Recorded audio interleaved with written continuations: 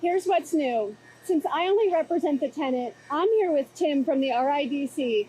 Tim, tell us about this project.